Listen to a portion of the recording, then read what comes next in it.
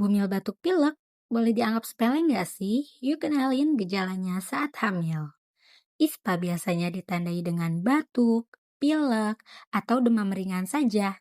Waspadai tanda bahaya ke dokter jika demam tinggi, sesak napas, atau gerakan bayi berkurang.